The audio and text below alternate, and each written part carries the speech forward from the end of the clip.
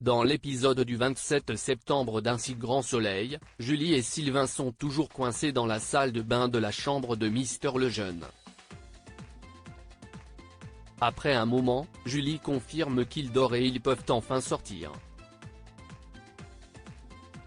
La jeune femme s'empresse de rentrer pour rejoindre Alex qui dort à point fermé. Le lendemain matin, elle lui assure ne pas être rentrée si tard que ça et Alex pense donc qu'il a rêvé.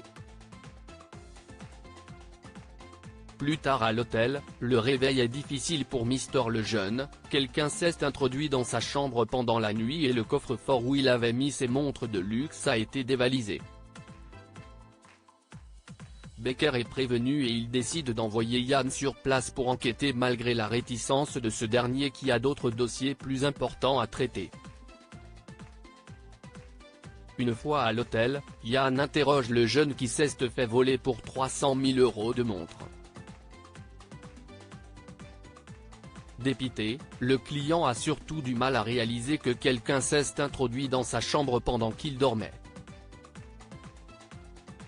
Il dit ensuite se souvenir d'un bruit et comme d'une présence, mais pensait que cela venait d'une autre chambre. Yann questionne ensuite le responsable de l'hôtel qui explique, gêné, que les caméras de surveillance ne marchaient pas. Il sait en revanche que les badges de la femme de ménage et de Julie ont été utilisés pour entrer dans la suite Cléopâtre où le vol a eu lieu. Yann s'interroge, pourquoi la barmaid serait-elle allée dans la chambre à 22h20 alors que le jeune n'était pas encore rentré? Il demande donc le nom de la barmaid et réalise alors qu'il s'agit de la petite amie de son collègue. Léonore embrasse Henrik une fois chez Alex et Julie, Yann questionne la jeune femme qui ment en disant qu'elle a dû se faire voler son badge. Elle appelle ensuite Sylvain pour le mettre au courant de ce qu'il s'est passé.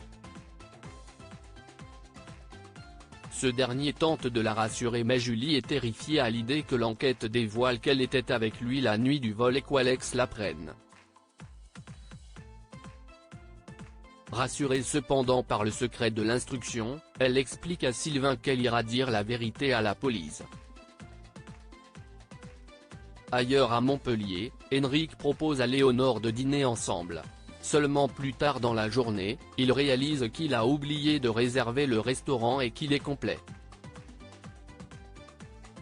Penaud, il annonce la nouvelle à Léonore qui ne s'affole pas. Elle lui demande s'il sait faire à manger, et quand Henrik répond que oui, elle lui dit qu'il peut donc réparer sa bourde. Le soir venu, Léonore balaie de la main la discussion d'Henrik sur son risotto et se penche vers lui pour l'embrasser.